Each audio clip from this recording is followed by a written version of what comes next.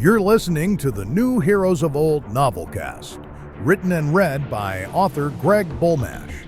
Season 1, Hell on $5 a Day. Episode 5.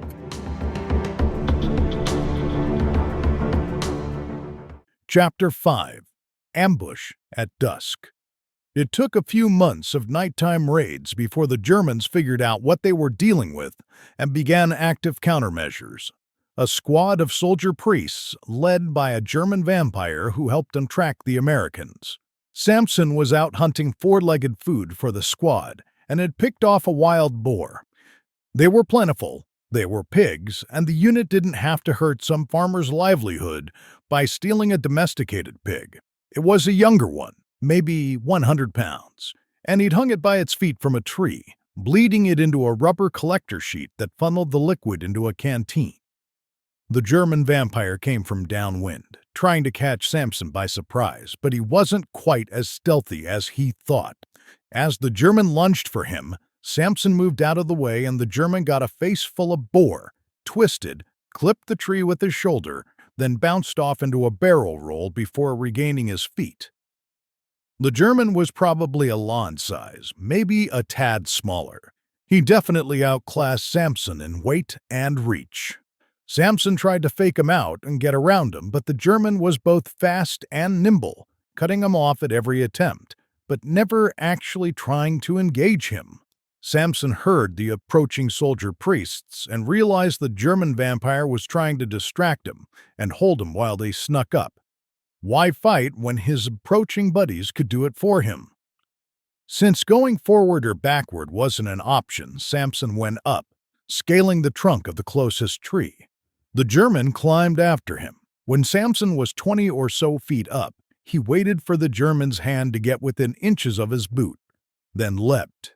If Samson couldn't get through or around, he'd go over. By the time the German realized what was happening, Samson already had a lead, but Samson kept it narrow. If the German wanted to introduce Samson to his friends, Samson had a few friends to introduce too.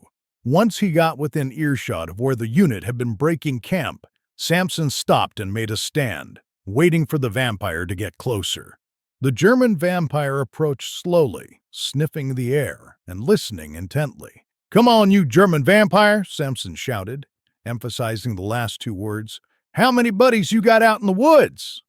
The vampire merely answered by emitting a high-pitched screech, presumably intended to help his squad mates locate him.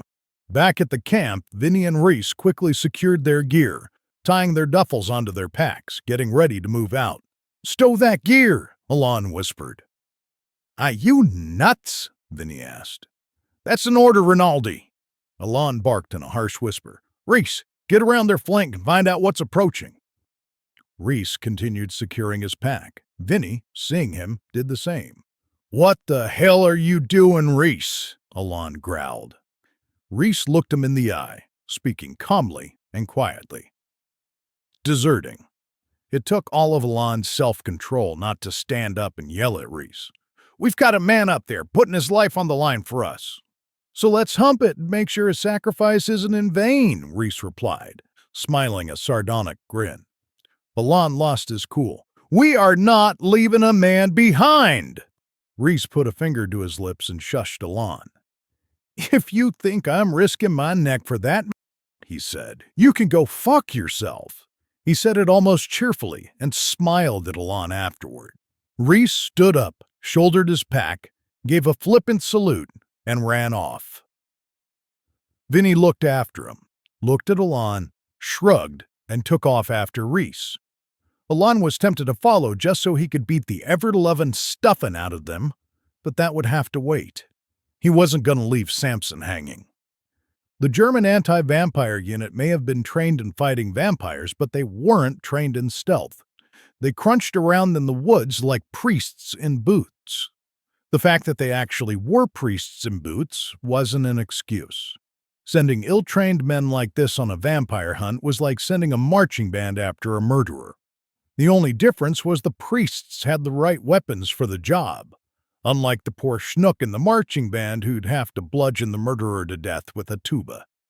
Alain circled around behind them and scouted the party, counting 5 soldier priests coming up behind the German vampire. The German wouldn't risk engaging Samson one-on-one, and Samson seemed to think that was a very good idea. The two of them stood there, waiting as the German's unit came up from behind him, and Alain came up behind them. The Germans had spread out to cast a wide net behind their pet vampire. Alain planned to take them out one at a time, sneaking up, covering their mouths, and snapping their necks. But there was a complication.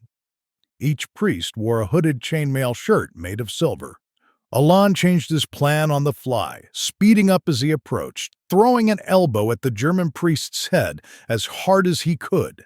Between his vampire strength and vampire speed, the elbow hit like a warhammer, crushing the back of the priest's skull and driving bone fragments into his brain. The priest dropped like a marionette with the strings cut. Sleeves 1, silver 0, Alain thought to himself. Alain took out the other 4 priests in a similar manner, then circled back around so he could come up behind Samson. When he entered the German vampire's sight line, Samson and the German were leaning against trees about 30 feet apart, each smoking a cigarette while the German vampire hummed a bouncy polka tune.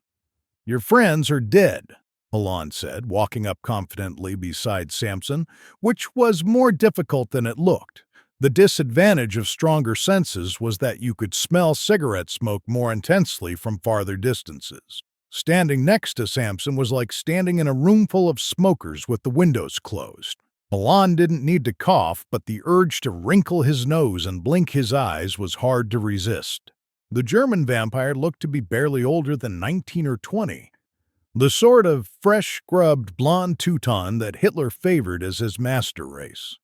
If it hadn't been for the black uniform of a junior officer in the SS and that German sneer, the kid could have played Flash Gordon's younger brother. Slowly straightening up, the German casually stubbed out his cigarette on the tree behind him and dropped the butt in a tobacco pouch, demonstrating that he believed he was going to be around later to smoke it. Placing the pouch back in his coat, he smiled and waved at Alain before emitting another of his high-pitched screeches. The screech covered the twang of a crossbow firing, and a split second later, Samson was falling to the ground with a thick wooden bolt piercing his heart. Alain guessed where the bolt had been fired from and scanned the trees as he crouched down and picked up a pebble. About 30 feet behind the German vamp and 20 feet over, he saw a soldier priest he must have missed, most of his body blocked by a fallen tree, sighting down a crossbow at Alain.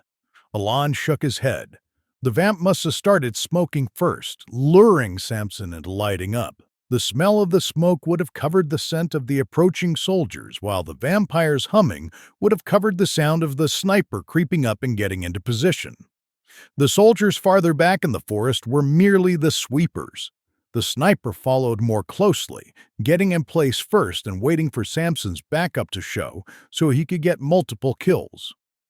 Alain threw the pebble as hard as he could, sidearm, catching the soldier priest between the eyebrows, just under the ridge of his silver hood.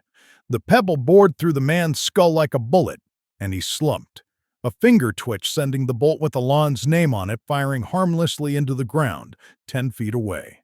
The German vampire's nonchalance vanished. He looked frightened for a moment, but quickly replaced it with anger. Alain ran toward him, goading him to come forward. The German took the bait, rushing toward Alain. Just as they were about to collide, Alain swerved so they ran past one another. Alain ran to where the crossbow bolt pierced the ground and grabbed it, turning and running back toward the German who had recovered from the near miss and was heading toward Alain at breakneck speed. The two of them slammed together so hard Alain's eyeballs rattled, but he wrapped his left arm around the German's midsection to keep them from bouncing apart. When they hit, Alain had the bolt in his right hand, his fist at the base, the bolt pointing upward, and his fist held low near his belt.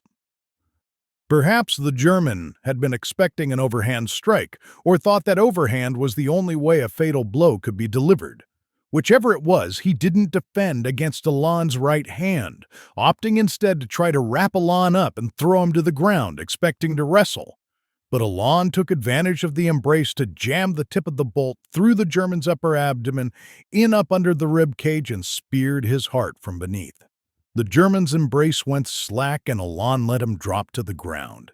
He thought momentarily about burying Samson, but didn't see the point. It would serve no religious purpose, and even bugs had better sense than to nibble at a vampire carcass.